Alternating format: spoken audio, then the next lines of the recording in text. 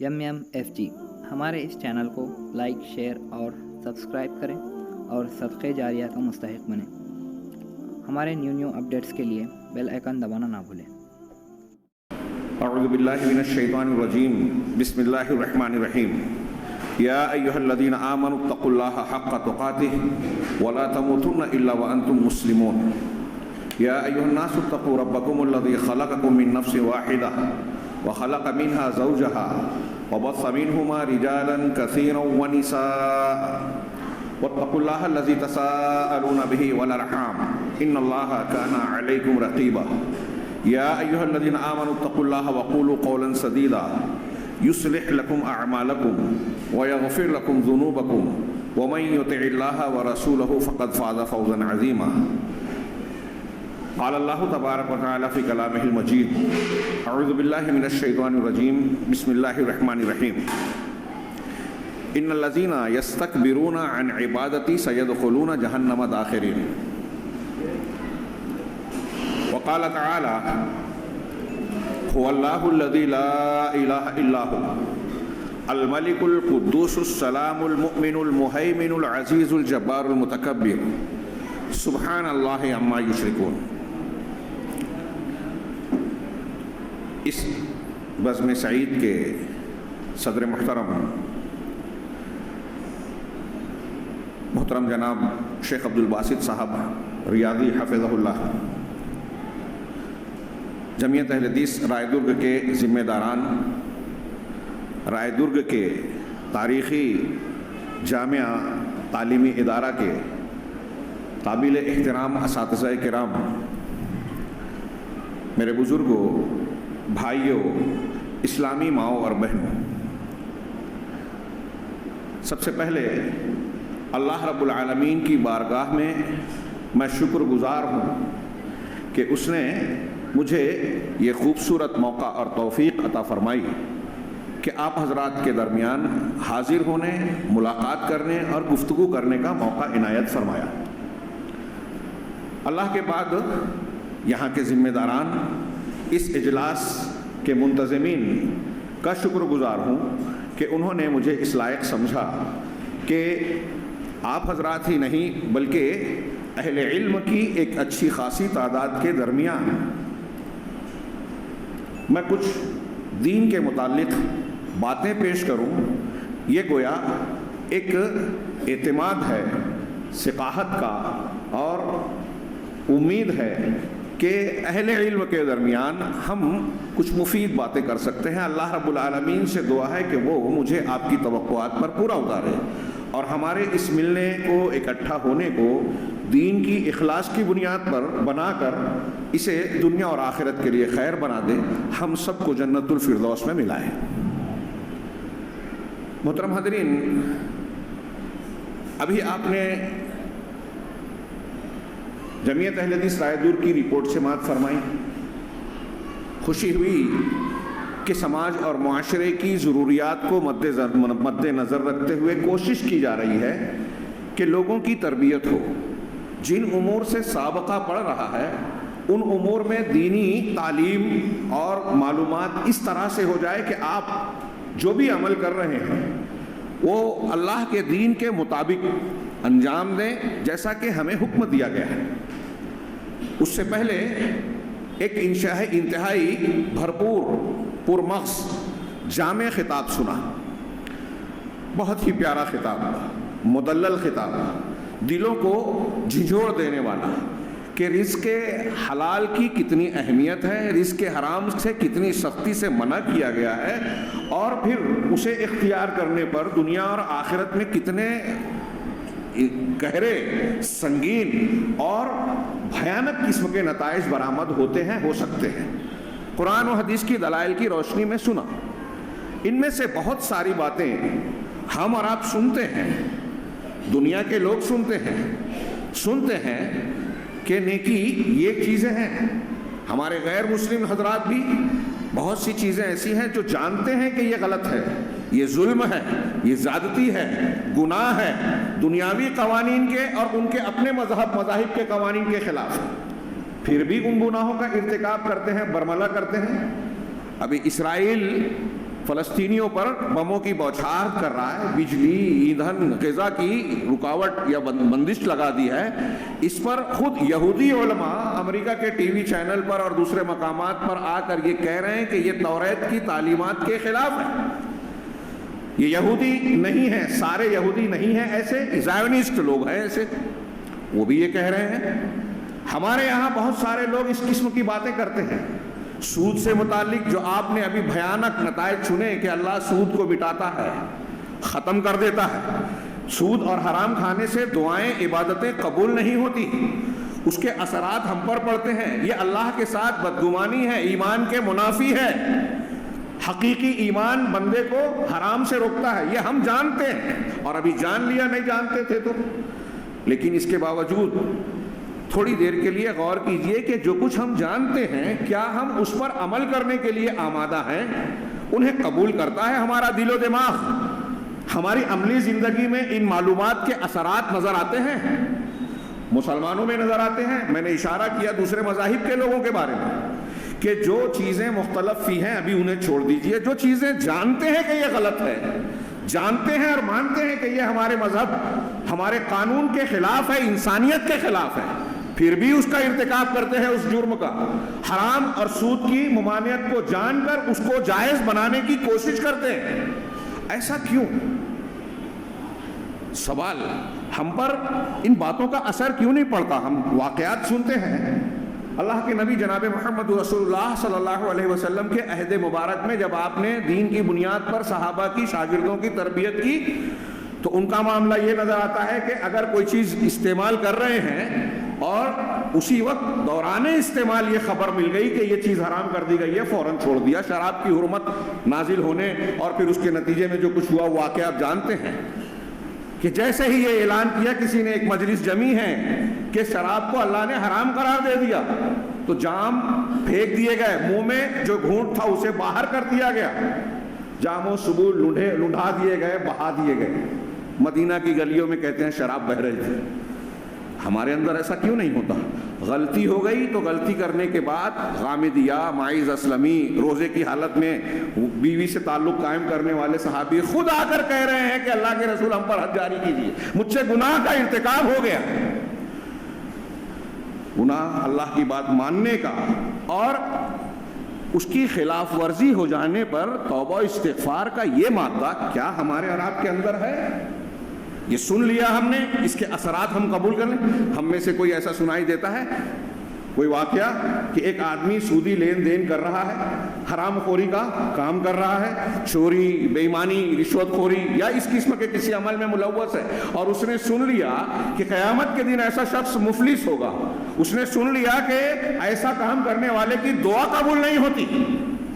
اب فلسطینی مسلمانوں کی مدد کے لیے ہم دعا بھی کر رہے ہیں لیکن حرام کھا رکھا ہے. ہاں، اللہ کی طرف سے، رسول کی طرف سے یہ ندا آ رہی ہے، تیرا کھانا حرام، تیرا پینا حرام، تیری غذا حرام، تیری دعا کہاں سے قبول کی جائے؟ یہاں سے لے کے حرم تک قنوت نازلہ پڑھی جا رہی ہے. میں یہ سوال کرنا چاہتا ہوں کہ ہمارے اندر دین کو قبول کرنے اور ماننے کا یہ مادہ کیوں نہیں ہے؟ نظریاتی طور پر ہم قبول کرتے ہیں. یہ آپ بیٹھے ہیں، شوق بتا رہا ہے کہ شوق ہے دین سیکھنے کا. میں یہاں کہہ رہا ہوں، میں یہاں علماء کرام دین بتانے کے لیے حاضر ہوئے ہیں، لیکن میں اپنے آپ کو شامل کر کے کہہ رہا ہوں کہ ہمارے اندر جو باتیں ہم بیان کر رہے ہیں، سن رہے ہیں، ان کو ماننے کا مادہ کیوں نہیں ہے؟ اور ہے تو بہت کم کیوں ہے؟ سوچتے ہیں، عمل کیوں نہیں کرتے؟ اس کی وجہ یہ ہے کہ علم اور ایمان کی جو گہرائی، جو جڑیں ہمارے دلوں میں مضبوط ہونی چاہیے وہ نہیں ہے. ایمان کی جڑیں مضبوط کیسے ہوتی ہیں؟ اس کے کئی اسباب میں سے میں صرف ایک سبب کا ذکر اپنے موضوع سے متعلق کرنا چاہتا ہوں. وہ یہ ہے کہ ہمیں اللہ رب العالمین کی حقیقی معرفت حاصل ہو. اللہ تبارک و تعالیٰ کی توحید ہم بار بار سنتے ہیں، اس کے اثرات سنتے ہیں.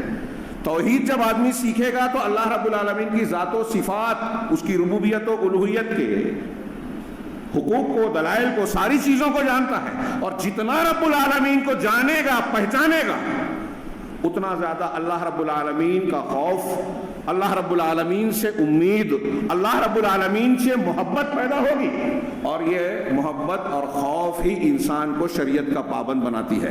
محبت ہوگی تو قربانی دے گا بندہ۔ سیدنا ابراہیم کی محبت خلت کے مقام تک پہنچی تھی، حکم ہوا تو بیٹے کے گلے پہ چھری چلا دی، حکم ہوا تو بیوی اور بچے کو بے آب ہو گیا میدان میں چھوڑ دیا، یہ محبت کا نتیجہ تھا۔ خوف ہوگا تو گناہ کا موقع بھی ملے تو اپنے آپ کو بچائے گا بندہ۔ حضرت یوسف علیہ السلام کو امراۃ العزیز، وقت کی حسب نسب والی انتہائی اعلیٰ خاندان کی حسین و جمیل خاتون رہی ہوگی، اس نے دعوت گناہ دی، اپنے آپ کو بچا لیا اللہ کا ڈر سے۔ ہاں، 3 غار والوں کے واقعے میں ہے کہ پورا عمل کا ارادہ کر لیا، لڑکی بھی تیار ہو گئی، مجبور تھی، مدد مانگنے گئی تھی، مدد کے عوض میں اس نے کہا کہ پہلے اپنے آپ کو میرے حوالے کرو، مجبوراً تیار ہو گئی، لوگوں کی بھوک، گھر والوں کی بھوک پیاس کی بنیاد پر، لیکن آخر وقت پر آنسو بہنے لگے، اللہ کا ڈر آنکھوں سے امڑنے لگا اور زبان پر آیا اتق اللہ، اللہ سے ڈرو، اور نگینے کو اس کے حق کے بغیر نہ کھولو۔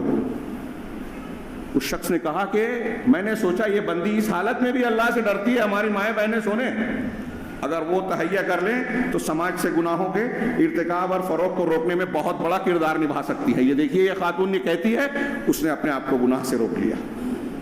کیا تھا؟ اللہ کا ڈر۔ اللہ کا ڈر تھا کہ گناہ ہو جانے کے بعد اپنے آپ کو پیش کر رہے ہیں۔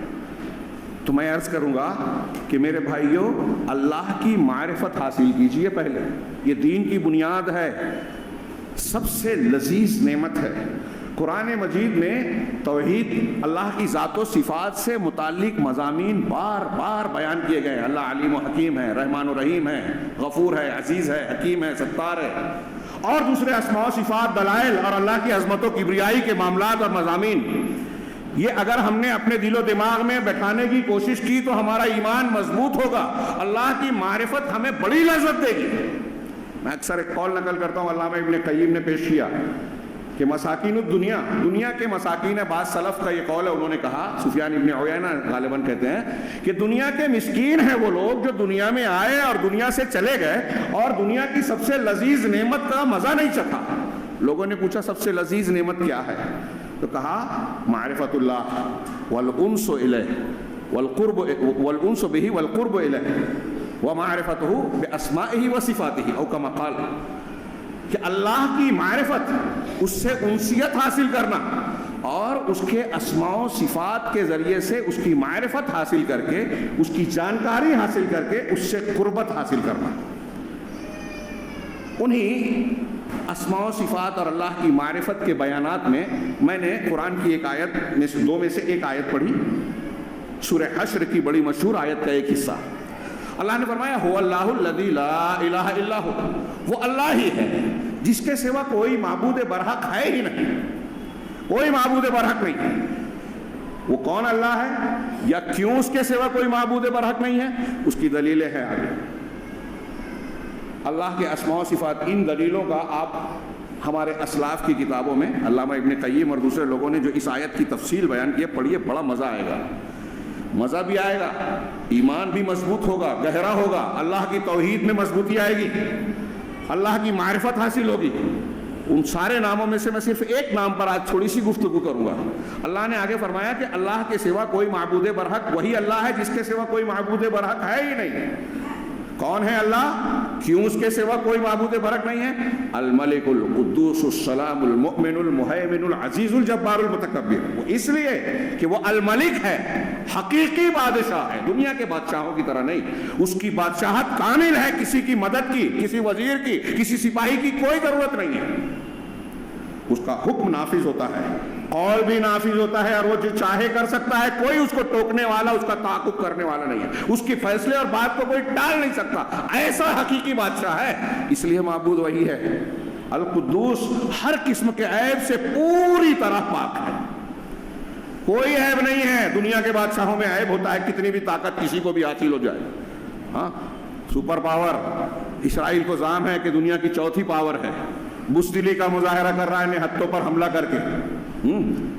ہر دنیا کے بادشاہ حکمراں ایسے ہی ہوتے ہیں، رب العالمین الملک کی ہے، القدوس ہے، تمام عیوب سے پاک، السلام سالم ہے ہر عیب سے، نقص سے، ہر خرابی سے، عظمتوں اور کبریائیوں والا ہے، وہ اکیلا ہے، کوئی شریک نہیں ہے، وہ قادر ہے، وہ عاجزی سے سالم ہے، وہ علم والا ہے، کامل علم والا، کسی بھی قسم کی جہالت سے پاک ہے، سالم ہے۔ سلام کا ایک معنی یہ ہے، دوسرا معنی سلامتی دینے والا ہے، وہی سلامتی دے سکتا ہے، بچا سکتا ہے، دنیا کے کسی بھی خطے میں، قبر میں، آخرت میں سلامتی دینے والا صرف وہی ہے۔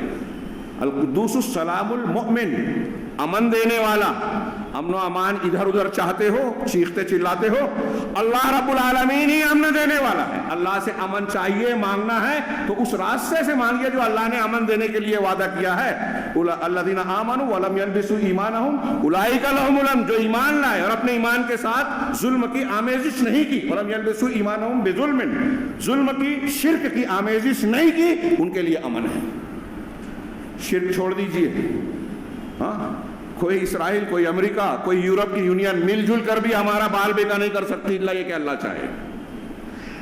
المؤمن المہیمن، وہ نگہبان ہے، نگراں ہے، ہر اعتبار سے نگرانی کر سکتا ہے، کرتا ہے۔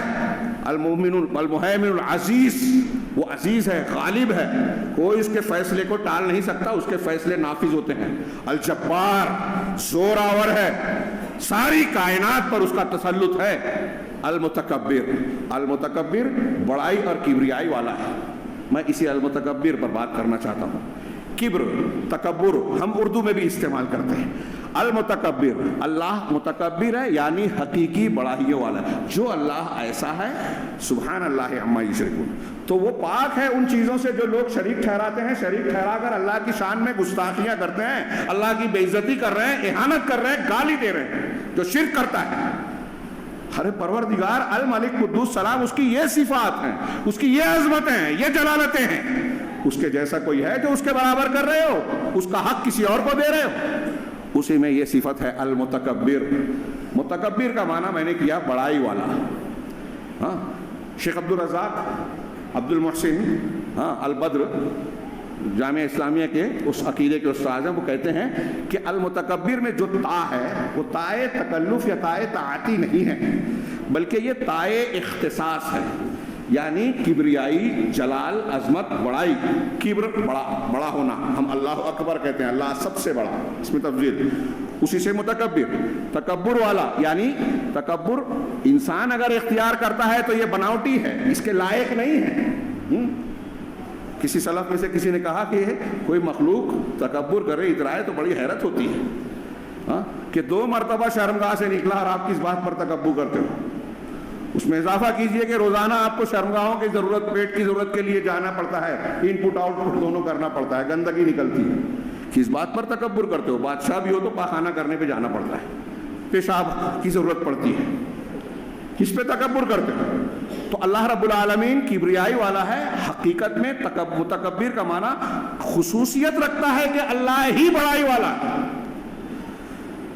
تو اختصاص، تاک اختصاص کا معنی دے رہا ہے۔ اسی لیے جب کبریائی، بڑائی اللہ کا اختصاص ہے، خصوصیت ہے، تو کسی اور کے لیے یہ زیبا نہیں ہے، کسی اور کے لائق نہیں ہے کہ اپنے آپ کو بڑا مانے، کسی بھی بنیاد پر، دولت میں، شہرت میں، قوت میں، بادشاہت دنیا کی مل جائے، اقتدار مل جائے، کروڑوں لوگ لائک کرنے لگے آپ کو ٹی وی چینل پر، یا کوئی بھی دنیا کی بڑی سے بڑی نعمت مل جائے، اس کے باوجود یہ اللہ رب العالمین کی نعمت ہے، وہ شخص محتاج ہے۔ انبیاء کرام سب سے اعلیٰ مقام پانے کے باوجود اللہ کے محتاج تھے، دعائیں اللہ سے کرتے تھے۔ دیکھیے قرآن و حدیث میں ان کی دعائیں ہیں، توحید کا اتنا بڑا سبق ہے، ہمارے بہت سارے مسلمانوں کی سمجھ میں نہیں آتا۔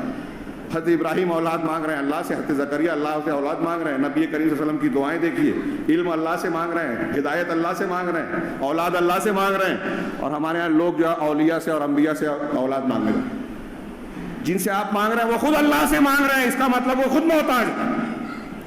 المتکبر، اس کا معنی کیا ہے؟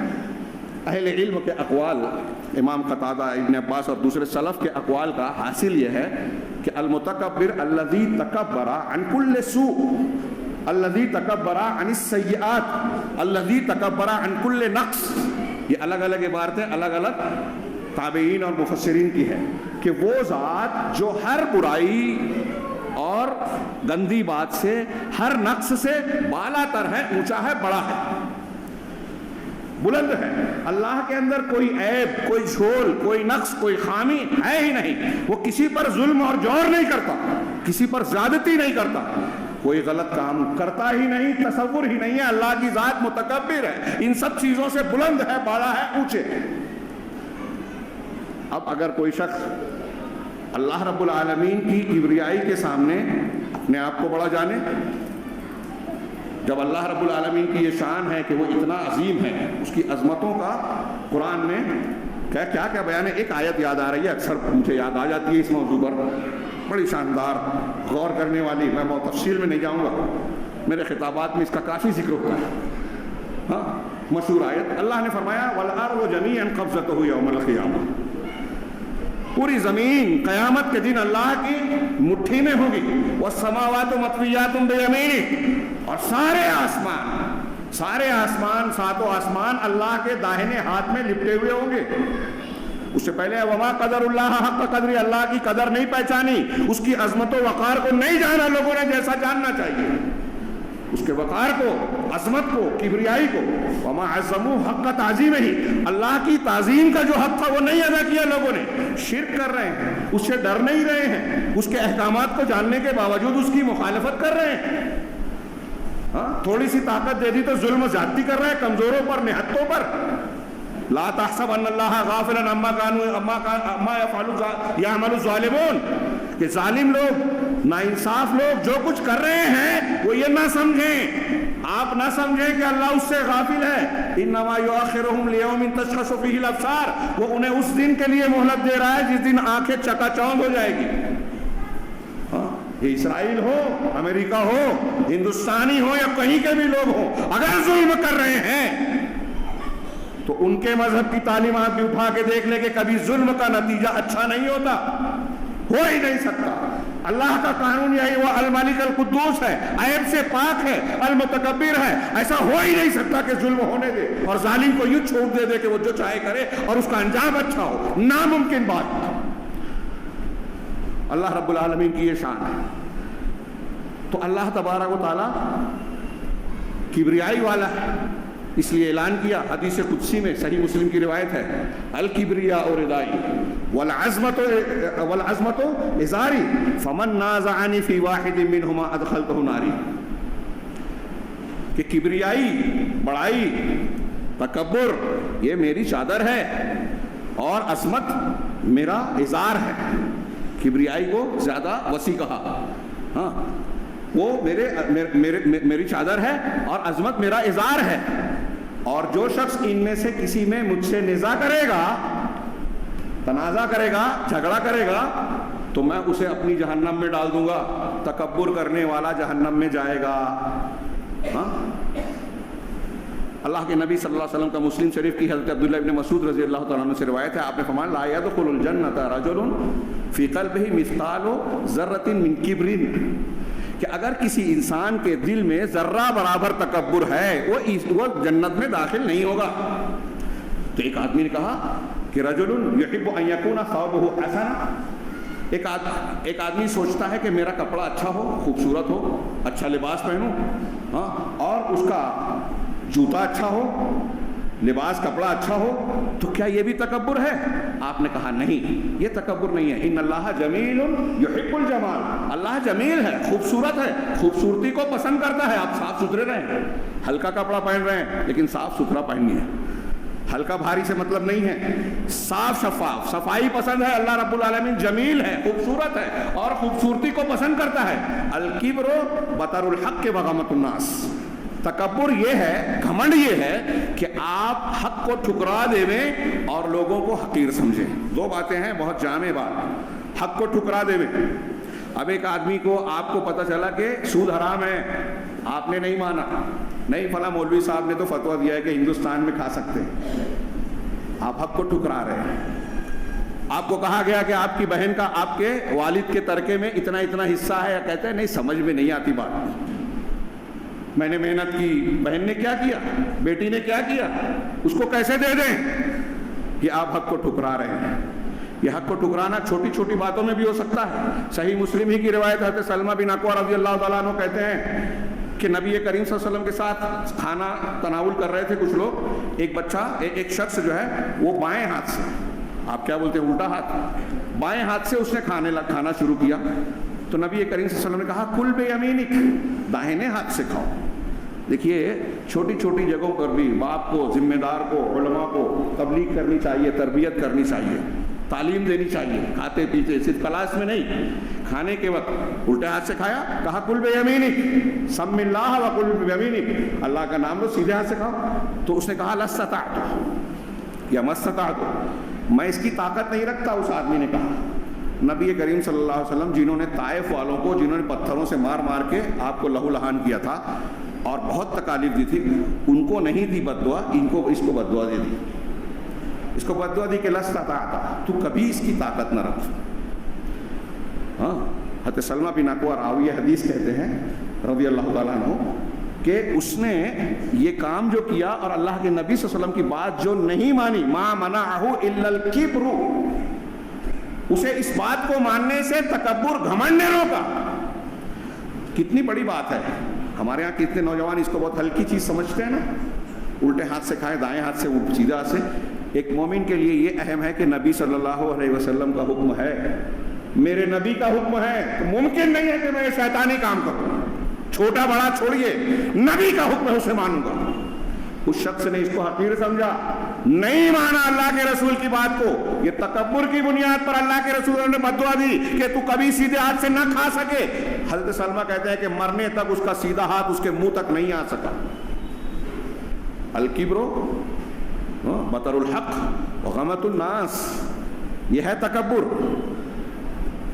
اب آپ غور کیجئے, اسی وجہ سے ایک مومن بندے کے لیے یہ مشروع کیا گیا ہے کہ آپ کو, ہم کو کیوں پیدا کیا گیا ہے, کس لیے پیدا کیا گیا ہے. ہمارے بچے بھی تقریر میں بولتے ہیں نا, وما خلقت الجن والانس الا لیعبدون, کہ میں نے جنوں اور انسانوں کو صرف اس لیے پیدا کیا کہ وہ صرف میری عبادت کریں. اب عبادت کا معنی توحید, اور توحید سے متعلق جتنے بھی اوامر و احکام ہیں, حضرت علی نے اس آیت کی تفسیر میں کہا یعنی اللہ رب العالمین نے جو بھی شریعت عطا فرمائی, حکم دیا کہ یہ کرو تم کرو, جس سے منع کر دیا رک جاؤ, اس سے باز آ جاؤ, حرام کر دیا رک جاؤ, منع کر دیا اب نہ کرو, یہ ہے عبودیت, بندگی.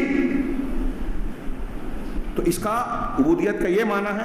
اب لفظ عبودیت میں, اس عمل کرنے میں معنوی طور سے کیا آ رہا ہے, لغوی اعتبار سے اہل علم جانتے ہیں کہ عبد اور عبدیت کا معنی ہوتا ہے عاجزی, عاجزی اختیار کرنا. عبد یعبدو, عاجزی اختیار کرنا, تذلل اختیار کرنا, خشوع اور خضوع اختیار کرنا, جھک جانا, اپنے آپ کو نیچا کرنا, چھوٹا بنانا. اللہ نے بندوں کو اس لیے بنایا کہ ہم عبدیت یعنی اس کے سامنے اپنے آپ کو ذلیل سمجھیں, چھوٹا مانیں, تذلل اختیار کریں, عاجز بن کے پیش کریں. اسی لیے اللہ کو دعا بہت پسند ہے, کیونکہ جب بندہ اللہ سے مانگتا ہے تو اس میں عاجزی کا اظہار ہے کہ بندہ میں عاجز ہوں, میری طاقت نہیں ہے پروردگار, تجھ سے مانگ رہا ہوں, تو قدرت اور قوت والا ہے. تو اس میں بندگی کا اظہار بھی ہے. دعا اللہ کو پسند ہے, اور اللہ کی شان اور ذات ایسی ہے کہ جو اللہ سے دعا نہیں مانگتا اللہ اس سے ناراض ہوتا ہے. میں نے بھی ایک آیت پڑھی تھی, ان الذین یستکبرون عن عبادتی, جو لوگ میری عبادت سے استکبار کرتے ہیں, اکڑتے ہیں. اللہ کہہ رہا ہے کہ جو میری عبادت سے اکڑتے ہیں, استکبار کرتے ہیں, سیدخلون جہنم داخلین, کہ وہ جہنم میں ذلیل خوار ہو کر ڈالے جائیں گے. بعض حدیثوں میں ہے کہ قیامت کے دن دنیا میں تکبر کرنے والوں کو اللہ اٹھائے گا تو وہ چونٹیوں کے مانند ہو گئے انسان کی شکل میں, ہاں, اور پھر اللہ جہنم میں ڈالے گا. فبئس مثوى المتکبرین, قرآن میں کئی جگہ ہے کہ متکبرین کا ٹھکانہ کتنا برا ہے. تو ہمیں اللہ نے اس لیے پیدا کیا کہ ہم اس کے سامنے عاجزی اختیار کریں, جھک جائیں, اس کی باتوں کو ماننے میں بلا چوں چرا تسلیم کریں. تکبر کرنے والا اس کا ضد ہے, اس کی ضد کرتا ہے. اس اعتبار سے آپ غور کریں گے, اہل علم غور کریں کہ تکبر کا معنی ایک طریقے سے شرک کے آس پاس ہے کہ بندہ بندگی کو چھوڑ کر اپنے آپ کو بڑا سمجھ رہا ہے, ہاں, اپنے نفس کو معبود بنا رہا ہے, وہ کسی بھی بنیاد پر تکبر کر رہا. تو اہل علم نے شیخ عبد الرزاق لکھتے ہیں کہ چونکہ اللہ رب العالمین کی کبریائی بڑائی اور بڑائی کا حقیقی حقدار وہی ہے، شاید یہی بھید ہے، یہی راز ہے کہ بندوں کی بندگی کے اظہار کے لیے اللہ تعالیٰ نے نماز میں خفض اور رفع میں ہر حرکت میں یہ مشروع کیا کہ ہم اللہ اکبر کہیں، کہ ہم اللہ کے بندے ہیں، جھک رہے ہیں، سجدے میں جا رہے ہیں اور اللہ کو بڑا کہہ رہے ہیں کہ اللہ تو سب سے بڑا، ہم چھوٹے ہیں، ہم عاجز ہیں، ہم بندے ہیں۔ اور سجدوں میں اور رکوع میں اللہ کی تسبیح اور حمد بیان کی جاتی ہے، سبحان اللہ، سبحان ربی الاعلیٰ، سبحان ربی العظیم، سبوح قدوس رب الملائکۃ والروح، اور دوسرے جو اذکار بتائے گئے سجدے اور رکوع کے، اللہ کی تسبیح اور حمد بیان کی جاتی ہے۔ اور میں غور کرتا ہوں تو اذان میں بھی اللہ اکبر سے بلانا ہے، حی علی الصلاۃ حی علی الفلاح، شروعات ہو رہی ہے اللہ اکبر اور اختتام ہو رہا ہے لا الہ الا اللہ سے۔ کیوں؟ کیا فلسفہ ہے؟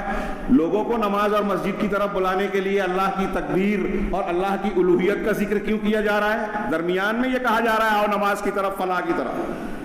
اللہ کی بڑائی کا ایک مفہوم یہ ہوا کہ اگر تم اللہ کو بڑا مانتے ہو اور اپنے آپ کو اللہ کا بندہ جانتے ہو، عاجز و انکساری کا اختیار کرنے والے ہو، تو اللہ کی اس پکار پہ جھک جاؤ، فوراً لبیک کہو، مسجد میں آ جاؤ اور یہ جان لو کہ اس کے سوا کوئی معبود برحق نہیں ہے، لہٰذا اس کے حکم پر جھک جاؤ۔ تو میں یہ عرض کر رہا ہوں اس تفصیل سے، حاصل کلام وقت بڑا مختصر ہے، کہ اللہ رب العالمین کو المتکبر، الکبیر، العظیم اور جلالت و عظمت والا ذوالجلال والاکرام اور ایسی عظمتوں اور کبریائیوں کا مالک اگر ہم حقیقت میں دل سے مانیں گے تو ہمارے اندر خود بخود یہ جذبہ پیدا ہوگا کہ ہم اللہ کے احکامات کو فوراً قبول کر لیں، جھک جائیں۔ جو لوگ نہیں جھکے، جو لوگ اللہ رب العالمین کے احکامات پر جھکتے نہیں ہیں، استکبار کرتے ہیں، ان کی مثالیں قرآن نے بیان کی، وہ انفرادی ہو، اجتماعی، یعنی کوئی آدمی ہو انفرادی طور سے، یا کوئی جماعت ہو، کوئی گروہ ہو، کوئی امت اور فرقہ ہو۔ مغیرہ بن شعبہ سورہ عبس فقتل کیف قدر ہے نا، ثم عبس واستکبر، اس نے کہا ثم ادبر واستکبر، مغیرہ، ولید بن مغیرہ کے بارے میں اللہ نے کہا۔ اس کے علاوہ آپ ہم جانتے ہیں ابلیس کا معاملہ، ابھی آپ نے سنا کہ اس نے پہلا گناہ جو کروایا، ایک چیز جو اللہ نے منع کی تھی یعنی حرام کیا تھا، وہ کھلوا دیا خوبصورت فریب دے کر، تلبیس کے ذریعے۔ کیوں؟ اس لیے کہ حسد تھا۔ کیوں حسد پیدا ہوا؟ جب اللہ نے کہا اس سے پہلے کہ آدم کو سجدہ کرو، وَإِذْ قُلْنَا لِلْمَلَائِكَةِ اسْجُدُوا لِآدَمَ فَسَجَدُوا إِلَّا إِبْلِيسَ، سوائے ابلیس کے تمام فرشتوں نے کیا، یہ فرشتہ نہیں تھا، لیکن آگے کا جواب بتا رہا ہے کہ فرشتوں کے ساتھ مخاطب یہ بھی تھا کہ تم بھی سجدہ کرو، ابا واستکبر۔ آگے قرآن نے وجہ بتائی کہ اس نے انکار کیا اور استکبار کیا، اکڑ گیا۔ جواب بھی دیا دوسرے مقام پہ، خلقتنی من نار وخلقتہ من طین، مجھے آگ سے بنایا، اسے مٹی سے، آگ مٹی سے بہتر ہے، اس کا یہ کہنا تھا، یہ قیاس تھا اللہ کے حکم کے سامنے۔ علامہ ابن تیمیہ نے 5 وجہ سے لکھا کہ اس کا یہ قیاس بھی غلط تھا۔ اول تو قیاس کیا، اللہ کے حکم کے سامنے قیاس نہیں چلتا، قرآن حدیث کے سامنے اللہ نے کہا سجدہ کرو، اپنی عقل نہیں لگانے کا، مان لینے کا، تو قیاس کیا۔ دوم یہ کہ اس کا قیاس بھی صحیح نہیں تھا، اس کی توجیہ کا موقع نہیں ہے، موضوع سے ہٹ کر ہو جائے گی بات۔ تو میں عرض کر رہا تھا کہ اس نے استکبار کیا، قرآن کہتا ہے ابا واستکبر۔ قوموں میں جن کے حالات تباہی کے قرآن نے نقل کیے، ان میں ایک قوم نوح سب سے پہلی ہے، اس کا تذکرہ اللہ نے کیا، سورہ نوح میں پڑھیے۔ حضرت نوح علیہ السلام رب سے خطاب کر کے کہتے ہیں انی دعوت قومی لیلا و نہارا، کہ پروردگار میں نے اپنی قوم کو صبح شام دعوت دی، تو نے مجھے حکم دیا، مکلف کیا دعوت و تبلیغ کا، صبح شام میں لگا رہا، فلم یزدہم دعائی الا فرارا، میری پکار اور دعا اور دعوت کا نتیجہ سوائے ان کے بھاگنے میں ذاتی کے اور کچھ نہیں ہوا، یعنی وہ اور زیادہ بھاگنے لگے۔ فلم یزدہم دعائی الا فرارا وانی کلما دعوتہم لتغفر لہم جعلوا اصابعہم فی آذانہم واستغشوا ثیابہم واصروا واستکبروا استکبارا، اور میں نے جب بھی ان کو دعوت دی تو انہوں نے اپنی انگلیوں کو اپنے کانوں میں ڈال لیا، اپنے بدن پر کپڑے ڈال لیے کہ میری بات سنے نہیں، میری طرف دیکھے نہیں، واستغشوا ثیابہم واصروا، اور اڑ گئے اپنے کفر پر، اناد پر، نہ ماننے پر، مانا نہیں سچی بات کو، دلیلوں کو، واستکبروا استکبارا، اور خوب استکبار کیا۔ بھرپور اکڑ کا مظاہرہ کیا. استکبروا استکبارہ تاکید کے ساتھ ہے. یہ تکبر تھا. حضرت نوح علیہ السلام کہہ رہے ہیں کہ قوم نے جو نہیں مانا وہ تکبر تھا. یہ انکار کی وجہ تکبر تھی. اسی طرح اللہ تبارک و تعالیٰ نے ایک عمومی طور سے جو میں نے ابھی پیش کیا کہ جو لوگ تکبر کرتے ہیں میری عبادت سے وہ ذلیل ہو کر جہنم میں داخل ہوں گے. ایک آیت میں اللہ رب العزت سورہ اعراف کی آیت نمبر 40 میں فرمایا کہ ان الذین کذبوا بآیاتنا، یقیناً جو لوگ ہماری آیتوں کو جھٹلاتے ہیں، واستکبروا اور استکبار کرتے ہیں ان سے، واستکبروا عنہا لا تفتح لهم ابواب السماء، ان کے لیے آسمان کے دروازے نہیں کھولے جائیں گے. ولا يدخلون الجنۃ حتى يلج الجمل في سم الخياط، اور یہ جنت میں اس وقت تک داخل نہیں ہو سکتے یہاں تک کہ سوئی کے ناکے سے میں اونٹ نہ داخل ہو جائے. سوئی کا سوراخ جس میں دھاگا ڈالتے ہیں، ہاں سوئی کے دھاگے میں اونٹ گزر سکتا ہے؟ اللہ کہہ رہا ہے یعنی جس طرح یہ ناممکن ہے ان کا جنت میں داخلہ ناممکن ہے. اللہ نے فرمایا آگے کہ وَكَذَلِكَ نَجْزِي الْمُجْرِمِينَ، مجرمین کو ہم ایسے ہی بدلہ دیتے ہیں. ہاں یہ ایک عمومی بات کہی. قوم نوح اور ابلیس کی بات میں نے بیان کی. اس کے علاوہ قوم ہود کے بارے میں اللہ تبارک و تعالیٰ نے فرمایا کہ فَأَمَّا عَادٌ فَاسْتَكْبَرُوا فِي الْأَرْضِ بِغَيْرِ الْحَقِّ، سورہ فصلت میں کہا کہ رہے عاد، قوم عاد، تو انہوں نے زمین میں ناحق استکبار کیا، تکبر کیا.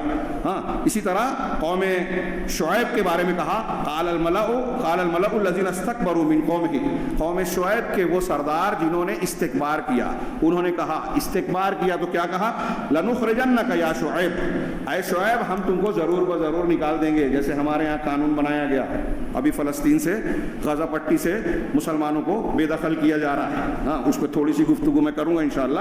ہاں اے شعیب ہم آپ کو ضرور نکال دیں گے. والذین آمنوا معک، اور آپ کے ساتھ ایمان لانے والوں کو بھی نکال دیں گے. من قریتنا، ہماری بستی سے. اور لتعودن فی ملتنا، یا پھر تم ہماری ملت میں، ہمارے مذہب میں واپس لوٹ آؤ. وَلَن تَرْضَ عَنْكَ الْيَهُودُ وَلَا النَّصَارَىٰ حَتَّىٰ تَتَّبِعَ مِلَّتَهُمْ، یہاں بھی شدھیکرن کی تحریک چلی تھی کہ ہمارے گھر واپس آ جاؤ، گھر واپسی کی تحریک چلی تھی. یہی شعیب کی قوم نے بھی کہا، استکبار کرنے والے سرداروں نے، کہ ہم آپ کو اور آپ کی قوم کے لوگوں کو ضرور زمین سے نکال دیں گے، یا تو تم جو ہے ہماری ملت میں پھر لوٹ آؤ. ہاں قَالَ أَوَلَوْ كُنَّا كَارِهِينَ، کہا کیا ہے ہم اس کو ناپسند کرتے ہوں، ہمارے لیے قابل قبول بات نہ ہو.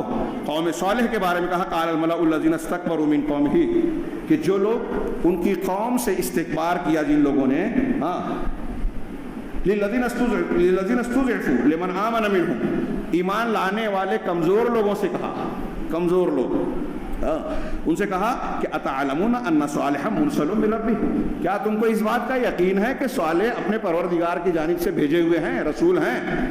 قالوا انا بما ارسل بہ مؤمنون، تو قوم صالح کے مسلمانوں نے کہا کہ جو کچھ جس چیز کے ساتھ انہیں بھیجا گیا ہے ہم اس پر ایمان لانے والے ہیں. قال الذین استکبروا، تو جن لوگوں نے استکبار کیا انہوں نے کہا انا بالذی آمنتم بہ کافرون، کہ تم جس چیز پر ایمان لائے ہو ہم اس کا انکار کرنے والے ہیں. اللہ تبارک و تعالیٰ نے قرآن میں ایسے اور بھی کئی جگہ ارشاد فرمایا کہ جو لوگ منکر ہیں وہ مستکبرین ہیں، اور جو مومنین ہیں، ملائکہ ہیں، لن یستنکف المسیح ان یکون عبدا للہ ولا الملائکۃ المقربون. عیسیٰ جن کو تم نصارہ نے اللہ کا بیٹا بنا دیا، نعوذ باللہ، وہ اللہ تبارک و تعالیٰ کی عبادت کرنے میں، بندگی کرنے میں، اس کے سامنے جھکنے میں کوئی عار محسوس نہیں کرتے، اور نہ ہی مقرب فرشتے. ان آیتوں کو پڑھیے آگے کہ بندگی انبیاء مرسلین کا یہ امتیاز تھا کہ وہ اللہ تبارک و تعالیٰ کی بندگی کو قبول کر رہے ہیں. یہ اللہ کی کبریائی، اس کی عظمتوں کا تقاضا ہے.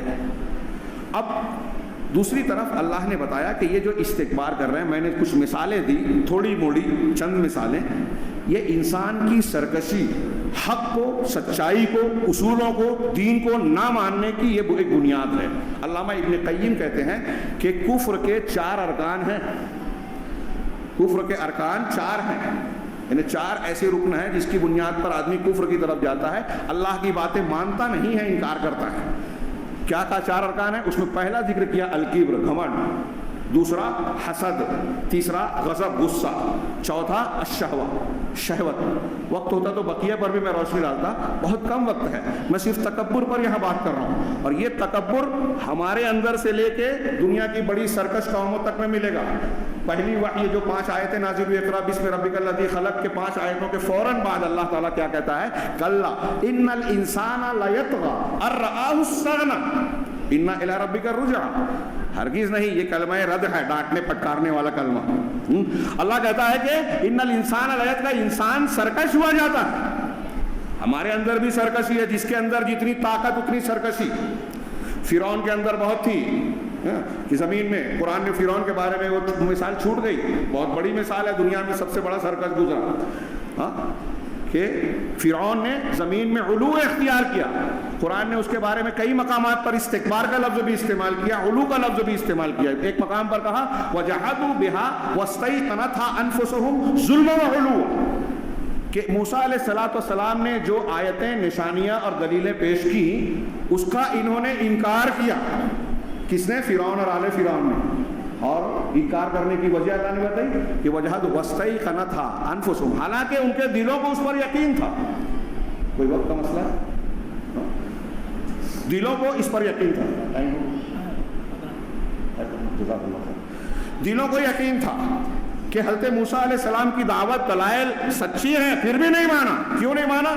ظلم و علوا، ظلم کی وجہ سے، اور علو سرکشی برتری اور اپنے آپ کو بڑا ماننے کی وجہ سے۔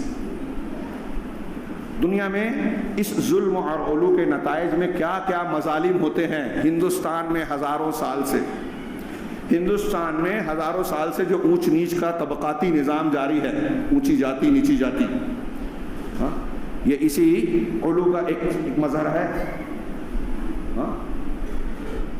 اللہ رب العالمین نے قرآن میں کہا کہ انا یا ایھا الناس انا خلقناکم من ذکر و انثی وجعلناکم شعوبا وقبائل لتعارفوا۔ سب جانتے ہیں ہمارے، یہ آیت میں آج پڑھ رہا ہوں تو یہاں جتنے حاضر ہیں کوئی ایسا نہیں ہوگا جس نے اس سے پہلے نہیں سنا ہے، لیکن کیا سب مانتے ہیں؟ میں نے سنا بعض حضرات میں ایسی بات پائی جاتی ہے کہ اگر کوئی نچلی ذات کا آدمی مسلمان بھی ہو گیا تو ہمارے ہاں کچھ لوگ ایسے ہیں جو ان سے کراہت محسوس کرتے ہیں۔ جو لوگ ایسے ہیں وہ سمجھ لیجئے، لکھ لیجئے، اللہ کے گھر میں علماء کی موجودگی میں پوری ذمہ داری کے ساتھ کہہ رہا ہوں کہ ان کے دل میں ایمان پوری طرح داخل نہیں ہوا ہے، وہ اسلام کو سمجھے ہی نہیں ہے۔ ایک کلمہ کو اگر ہے تو وہ نجس نہیں ہوتا، وہ ہمارا بھائی ہے، اس کا جھوٹا پاک ہے۔ میں نے کہا ہمارے یہاں لوگ عربوں پر، سعودی وغیرہ پر جو ہے تان و تشنیع کرتے ہیں، آپ کا جھوٹا آدھا گلاس پانی پی کے محمد بن سلمان کو دیجئے، پینے میں ہچکچائے گا نہیں، پورے وثوق سے کہہ رہا ہوں۔ ایک دسترخوان پہ آدھا کھانا چھوڑ دیا کسی نے پلیٹ میں، دوسرے لوگ آگے، وہ کتنا بھی کروڑ پتی ارب پتی کھائے گا۔ ہمارے یہاں یہ ہندو دھرم کا اثر ہے ہم پر، پلیٹ الگ الگ، کھانے الگ الگ، جھوٹا نہیں کھائیں گے، بازو میں کھڑے نہیں ہوں گے، اور اس کے پاس سے دور ہٹیں گے۔ یہ علو کی نشانی ہے، یہ ہندو دھرم کی میں مثال دے رہا ہوں۔ ہٹلر کا نازی ازم، اپنے آپ کو برتر سمجھنے والا، آج امریکہ کے اندر استکبار ہے، علو پرستی ہے، سرکشی ہے کہ لوگ ہماری تہذیب و ثقافت کو اختیار کریں۔ دنیا میں دنیا کے لوگ وہی پہنے جو ہم پہنانا چاہتے ہیں، جینس اور پینٹ ٹی شرٹ اور برگر، جو چیزیں ہم کھاتے ہیں کھلاتے ہیں پوری دنیا کو وہ کھانا چاہیے۔ یہ میں نہیں کہہ رہا ہوں، امریکہ کا ایک وزیر کہہ چکی ہے، یہ بیان دے چکی ہے، اور یہی چیز آج ہمیں اسرائیل میں نظر آ رہی ہے۔ تکبر، گھمنڈ کی بات اور جو باتیں میں نے پیش کی، یہ تکبر اور گھمنڈ کفر کے ارکان ہیں۔ وہ اللہ سے، اللہ کے اس قانون قدرت سے غافل ہیں۔ ٹھیک ہے وہ مسلمان نہیں ہے لیکن توریت کو ماننے کا دعوے دار ہیں۔ ہمارے ہاں کچھ لوگ، ابھی میں نے جمعہ کے خطبے میں اور کچھ جگہوں پر اس تناظر میں کچھ باتیں عرض کی، تو مجھے کچھ لوگ فون کر کے بتا رہے ہیں کہ بعض لوگوں نے کامنٹس کیا، گندا کامنٹس کیا، بدتمیزیاں کی ہیں۔ تو میں نے کہا یہ کریں گے جن کے پاس دلیلیں نہیں ہیں، جن کے پاس دل میں حقیقی درد نہیں ہے، مسلمانوں کی حمایت و مخالفت کا حقیقی اصول نہیں ہے، ان کے یہاں ایسا ہی معاملہ ہوگا۔ اور افسوس کی بات یہ ہے کہ عوام تو عوام بہت سارے پڑھے لکھے، اسرائیل سے متعلق تھوڑی سی بہت مختصر سی ایک تاریخ بتاؤں، کاش وقت ہوتا۔ ہم اور آپ اچھی طرح جانتے ہیں کہ 15 مئی 1948 میں اسرائیل کے قیام کا اعلان کیا گیا۔ اس سے بہت پہلے برطانوی وزیر اعظم جو تھا اس وقت کا، آرتھر مارتھر کیا نام تھا، اس نے یہودیوں کے مذہبی پیشوا کو یہ لکھ کر، کہتے ہیں کہ 67 الفاظ کا ایک خط تھا، یہ یقین دلایا تھا کہ ہم فلسطین کی زمین میں اسرائیلیوں یہودیوں کی ایک اسٹیٹ قائم کروائیں گے. ہاں، پھر برطانیہ نے جیسے ہندوستان پہ قبضہ کیا تھا، جنگ آزادی لڑ کے ان کو باہر کیا گیا، ایسے ہی عربوں کے علاقے پہ فلسطین کی زمین پر بھی تھا، شام فلسطین یہ سب ایک تھا، ان پر بھی قبضہ تھا. اقوام متحدہ نے اس کے قبضے کو منظور کیا. منظور کرنے کے بعد اس نے یہودیوں کو دعوت دی. 1947 میں یہودیوں کو سونپا. اس وقت 1947 اور 48 کے زمانے میں جب یہودی وہاں تھے، اس وقت لوگ کہتے ہیں کہ 33% یہودی وہاں آ گئے دنیا کے مختلف حصوں میں، خاص طور سے زائنسٹ جو مذہبی انتہا پسندی کے قائل ہیں. یہودیوں میں بھی فرقے ہیں، ان کے بھی مخالفین ہیں. ہاں، تو جو یہودی انتہا پسند، جیسے ہندوستان میں ہمارے ہاں ہندو الگ الگ ہیں، بہت سے لوگ ہندوتو وادی تشدد پسند ہیں، کچھ لوگ شدت نہیں اختیار کرتے، کچھ یہ جو ہجوم کیا کہتے ہیں اجتماعی ہجوم جو کرتے ہیں، اور دوسرے جو شدت کے طریقے اختیار کرتے ہیں، بہت سے ہندو اس کی مخالفت کرتے ہیں. تو ایسے یہودیوں میں معاملہ ہے. وہ زائنسٹ تھے تو 33% تھے، لیکن زمین فلسطین کی 6% زمین فلسطین اور برطانیہ کے ذریعے سے ان کو ملی تھی. جب 1948 میں ان کو قبضہ ملا تو اس کے بعد انہوں نے جو ظلم زیادتی کا پہاڑ توڑا.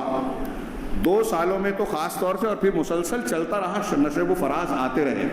ان 2 سالوں میں کم سے کم 15,000 فلسطینی مسلمانوں کو قتل کیا گیا. 2 سال میں 7 لاکھ سے زیادہ مسلمانوں کو بے گھر کیا گیا، ان کی زمینوں پہ قبضہ کیا گیا، اور بہت سارے مسلمانوں کو جو ہے زخمی اور نہ جانے کون کون سے معاملات میں گرفتار کر لیا، قیدی بنایا، بندی بنایا، اور بہت سارے مظالم ڈھائے.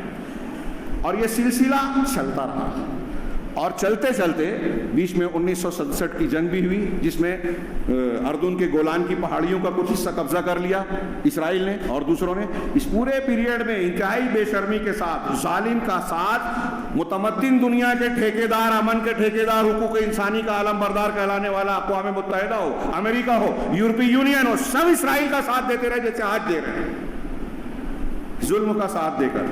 یہ تکبر ہے، شان لے کے متکبر اللہ کی ذات ہے، اس کی لاٹھی سے بچنے والے نہیں ہیں اگر انہوں نے ٹھیک ٹھاک نہیں کیا معاملہ. تو میں عرض کر رہا تھا کہ پھر اس کے بعد آج کا جو منظرنامہ ہم دیکھتے ہیں، فلسطینی مسلمان کن علاقوں میں ہیں؟ ایک غزہ کی پٹی اور ایک مغربی کنارہ.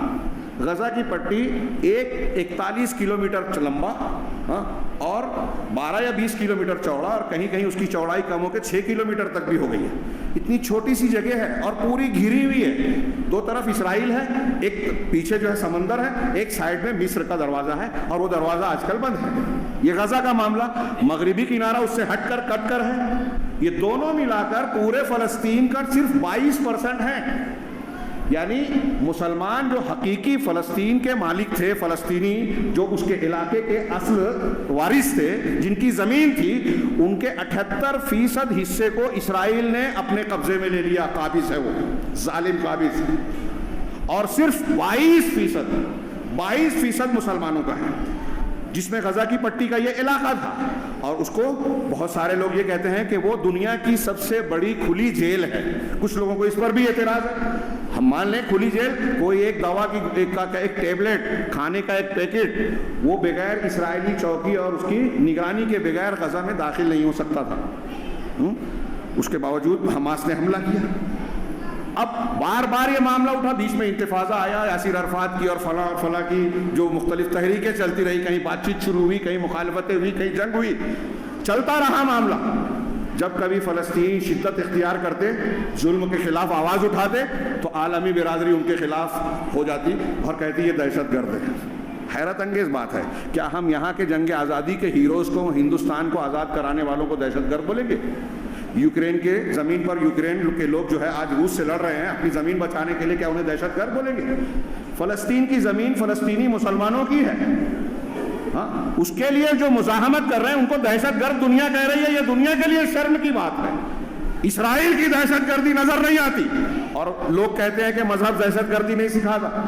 جو زائنسٹ کے علاوہ یہودی کہہ رہے ہیں کہ ہماری توریت اس کی تعلیم نہیں دے سکتی، وہ جدا کر دیے جائیں. لیکن جو لوگ توریت کی شرح تلمود کو مانتے ہیں، تلمود ان کی توریت کی شرح کی کتاب مانی جاتی ہے، اس کی تعلیمات اگر آپ پڑھیں گے، یہاں اہل علم موجود ہیں مجھ سے بہتر جاننے والے، اس کی تعلیمات پڑھیں گے تو آپ یہ کہنے سے ہچکچائیں گے نہیں کہ تلمودی یہودیت جو ہے وہ دہشت گردی کی تعلیم سکھاتی ہے، تعلیم دیتی ہے۔ وہ کہتی ہے کہ دنیا میں یہودی اصلی انسان ہے، باقی سب جانور ہیں، حیوان ہیں، باقی دنیا کی ہر چیز یہودیوں کی اصل ملکیت ہے، باقی چیزوں کو چھین کر، دھوکہ دے کر، پھسلا کر جس طرح سے چاہے قبضہ کر سکتے ہیں، اس لیے کہ یہودیوں کا ان پر حق ہے۔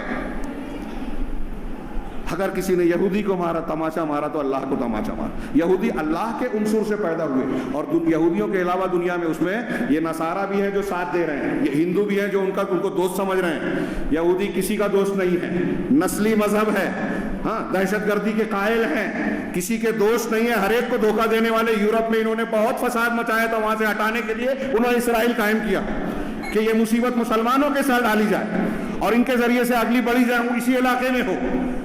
چنانچہ یہ وہاں تھے۔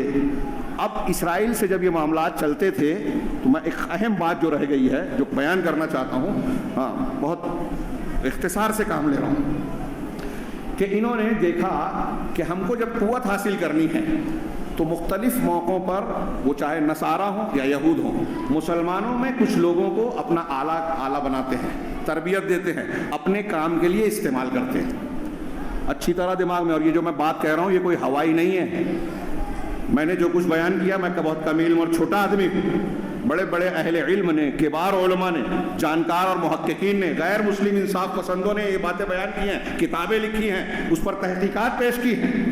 ابھی جو داعش کا پورا ہوا کھڑا ہوا تھا، شروع میں مسلمان اس کے وجود سے بہت خوش ہوئے جب وہ منظر عام پر آئے، لیکن تھوڑے ہی دن میں پتہ چلا کہ یہ خود امریکہ کی CIA، اسرائیل کی موساد اور برطانیہ کی کیا M16 کہتے ہیں اس کی خفیہ ایجنسی، M16 نے مل کے بنایا، اور ہیلری کلنٹن کا یہ بیان تھا جو یوٹیوب پر موجود تھا کہ اس کو بنانے میں اخوان المسلمین کے لوگوں نے ہماری مدد کی۔ مرسی صاحب کی حکومت جب بنی تو اس کے نمائندے 2 مرتبہ جو ہے تل ابیب گئے، یہاں سے ایران گئے، شیعوں سے تعلق، یہودیوں سے تعلق، ہر سعودی عرب کو برا بھلا کہہ رہے ہیں۔ ہاں، ابھی میں نے بعض جگہ پڑھا، اس کا کتنی سچائی ہے میں نہیں جانتا، لیکن ہمارے بعض علماء نے نقل کیا کہ حماس کے کچھ لوگوں نے یہاں تک کہا کہ مسجد اقصیٰ اور بیت المقدس پر یہودیوں کا، اسرائیل کا قبضہ ہو چلے گا، لیکن سعودی عرب میں، مکہ اور مدینہ میں حرمین پر آل سعود کا اور سعودی حکومت کا قبضہ ہو، یہ ہمیں برداشت نہیں ہے۔ کس کی زبان بول رہے ہیں یہ؟ میں نے جمعہ کے خطبے میں پرسوں میں نے بیان کیا، ہاں، تو اس پر سنا ہے، بڑے سخت تبصرے آ رہے ہیں کہ غیر مسلم مبصرین بھی مانتے ہیں، بیان کر رہے ہیں کہ حماس کو پیدا کرنے اور طاقت دینے کی بنیاد اسرائیل نہیں رکھی، فلسطینی لبریشن جو گروپ تھا اور دوسرا جو الفتح وغیرہ تھا، ان کو غیر اہم قرار دے کر دوسروں کو کھڑا کرنے کے لیے حماس کو پیدا کیا گیا۔ حماس میں بظاہر تحریکی اخوانی مزاج کے لوگ ہیں، لیکن اہل علم، عرب علماء کا کہنا ہے کہ اس میں زیادہ تر شیعہ ہیں۔ اس کا جو سردار تھا اسماعیل ہانیہ، اس کا پوری فیملی اسرائیل میں رہتی ہے، اس کی بیوی یہودن یا نصرانی ہے، جس کا فوٹو آیا تھا تو آپ دیکھ کر کہہ ہی نہیں سکتے کہ یہ مسلمان کی تصویر ہو سکتی ہے۔ اسلام اور مسلمانوں پر ان کے یہاں خود بہت سارے اعتراضات پائے جاتے ہیں۔ ہاں، ایسی خبریں بھی آئی کہ اس سے پہلے جب ایک مرتبہ حماس نے بظاہر گولہ پھینکا، پھر اس کے بعد حماس کی بلڈنگ پر حملہ کیا گیا اسرائیل سے، تو خبر آئی کہ حماس کے لیڈران نے اسرائیل کو فون کر کے اطلاع دی کہ ہم نے بلڈنگ خالی کر دی، آپ اس پہ دم مار سکتے ہیں، مارا، اور معاملہ جو پیش ہوا، دنیا کو یہ لگتا ہے کہ یہ دونوں لڑ رہے ہیں، جبکہ یہ دکھاوے کی لڑائی ہے، یہ اسرائیل کا کام کر رہے ہیں۔ اور یہ آج کوئی تعجب کی بات نہیں ہے۔ 9/11 والا امریکہ کا ٹوئن ٹاور، میں نے جمعہ کے خطبے میں اس کا اعادہ کیا، دونوں حملے کیے گئے، 2 بلڈنگیں گر گئی، اس دن کوئی یہودی نہیں تھا، بعد کی خبروں میں تفصیلات میں آیا، مسلمان اور بہت سارے لوگ اس سے خوش ہوئے شروع میں، لیکن اس کو بہانہ بنا کے افغانستان کی اینٹ سے اینٹ بجا دی گئی، پورے ایک مسلم ملک کی، اور کیا کچھ وہاں سے لے جایا گیا ہم اور آپ سوچ بھی نہیں سکتے۔ ہندوستان میں گودھرا سانحہ ہوا، ایک ٹرین کی بوگی جلائی گئی، اور اس کے بعد پورے گجرات میں مسلمانوں کی کیا گد بنائی گئی، کتنے لوگوں کو مارا گیا، کتنی عزتیں لوٹی گئی، کتنی املاک تباہ کی گئی، آپ تصور کیجئے۔ ایسے ہی یہ لگتا ہے، اندازہ ہوتا ہے کہ حماس نے جو آج حملہ کیا پچھلے سنیچر کو، اور اس کے جواب میں نیتنیاہو نے، وہاں کے وزراء نے، فوج کے کمانڈر نے جو دھمکیاں دی اور عمل کر رہے ہیں کہ غزہ کو تباہ کر دیں گے، 50 سال تک اٹھ نہیں پائیں گے. اور ابھی جو خبریں ہیں، میں آج کی نہیں دیکھ سکا، کل تک کی خبریں تھی کہ 10 لاکھ 11 لاکھ مسلمانوں کو حکم دیا گیا کہ غزہ کے علاقے سے نکل کر مغربی کنارے کی طرف چلے جائیں. ہم بم برسانے والے ہیں، سفید فاسفورس کا استعمال ہو رہا ہے. دنیا، اقوام متحدہ یہ سب جان رہی ہے، مان رہی ہے کہ جنگی قاعدوں کے بھی خلاف ہے. اسرائیل جنگی مجرمین کی طرح ارتکاب کر رہا ہے. سفید فاسفورس جس کے بدن پر لگ جائے، بدن پر ایسا زخم ہو جاتا ہے کہ صحیح نہیں ہوتا، جلنے لگتا ہے، ہڈی تک چلا جاتا ہے، ہڈی گل جاتی ہے. پٹی باندھ کر اگر پٹی کھولی جائے تو اس میں پھر سے جلن ہوتی ہے. اس سفید فاسفورس کا استعمال ہو رہا ہے. کن لوگوں پر؟ وہ فوجی ہیں غزہ کے نہتے لوگوں پر، جس میں اکثریت سنیوں کی ہے، شیعہ نہیں ہے. شیعہ تو ان کے ساتھ ہیں، اور حماس صرف دھمکی دے رہے ہیں. ہاں، میرا سوال ہے کہ کیا ایسے جنگ کو جہاد کہا جائے گا جس میں آپ کی تیاری نہ ہو، جس میں آپ اپنے لوگوں کی حفاظت کی ذمہ داری نہ لیتے ہو؟ اللہ کے رسول قرآن تو یہ کہتا ہے کہ اگر مسلمانوں کے 2 گنا سے زیادہ مخالفین آ جائیں تو آپ میدان جنگ سے ہٹ سکتے ہو. اور یہاں آپ نے حملہ کر دیا اور پورے غزہ میں 23 لاکھ مسلمانوں پر بم کی بوچھار ہو رہی ہے، سفید فاسفورس برسایا جا رہا ہے، بجلی کاٹ دی گئی، کھانا روک دیا گیا، دوائیں نہیں آنے دی جا رہی ہے. تصور کیجئے اپنے بچوں کو وہاں رکھ کر. تو کیا ہم اس کو یہ کہیں گے کہ حماس اسرائیل کو نقصان پہنچا رہا ہے؟ غور کرنے کی بات ہے کہ جیسے ٹوئن ٹاور پر حملہ کرنے کے بعد افغانستان کی سیٹ بجائی گئی، ایسا ہی لگتا ہے کہ اس کو بہانہ بنا کر اسرائیل پورے غزہ پر قبضہ کرنا چاہتا ہے. مسلمانوں کو بے دخل، کوئی معلوم، وہ کہہ تو دیا کہ مغربی کنارے میں جاؤ، وہاں جائیں گے، رہیں گے کہاں، کھائیں گے کیا، کس آسرے پر جائیں گے؟ اور دنیا کی دوسرے لوگوں کی مدد بھی روک دی گئی ہے. عالم اسلام مفلوج ہے، کمزور ہے، اور عالم کفر، یورپی یونین، امریکہ کھل کر ظالم کی مدد کر رہا ہے. یہ دہشت گردی ہے، کوئی کہے نہ کہے. امریکہ یہودیوں کو ہٹلر نے مارا تھا تو کہتے ہیں ہولوکاسٹ ہے، اور ہولوکاسٹ کا اگر کوئی انکار کرے تو اسرائیل میں اور یورپ کے اکثر ملکوں میں یہ گناہ ہے کہ آپ ہٹلر نے یہودیوں کو بڑے پیمانے پہ قتل کیا تھا. یہ نہیں مانیں گے تو آپ مجرم ہیں، جیل میں ڈال دیے جائیں گے. جبکہ اس سے بڑھ کر فلسطینیوں کو یہودیوں نے نشانہ بنایا ہے. پچھلے 70 سال میں لاکھوں کی تعداد میں قتل کیا ہے، اور آج 23 لاکھ غزہ کے مسلمان ایک طرف بموں سے مارے جا رہے ہیں، دوسری طرف بھوک پیاس سے مارنے کی کوشش کی جا رہی ہے. اور یہ سب اقوام متحدہ کے لوگ زبانی جمع خرچ کر رہے ہیں. اس پورے قضیے میں غور کریں. اگر حماس، میری یہ آواز اگر ان تک پہنچے جو کامنٹس کرتے ہیں، مخالفتیں کرتے ہیں، کہ یہ ان معاملات میں بھی اپنی فکر اور اپنے مسلک کے نفرت کو تسکین پہنچانے کا سامان مت ڈھونڈیے. یہ سعودی عرب کے ہیں، یہ فلاں ہیں، ہم فلاں ہیں. اپنے ان بھائی اور بچوں کو بتائیے کہ کیا حماس کی حمایت آپ کر رہے ہیں؟ حماس نے ان بچوں کی، ان عورتوں کی، ان بوڑھوں کی حفاظت کی کیا ذمہ داری لی ہے جن کو قتل کیا جا رہا ہے، جن پر بم برسائے جا رہے ہیں، جن کو بھوکا مارا جا رہا ہے؟ 4 لاکھ فلسطینی ایسے ہیں جن کو پانی کا قطرہ ملنا مشکل ہے آج، 4 لاکھ سے زیادہ. تو کیا یہ جنگ ہے؟ اس پر تعریف کی جائے ان کی.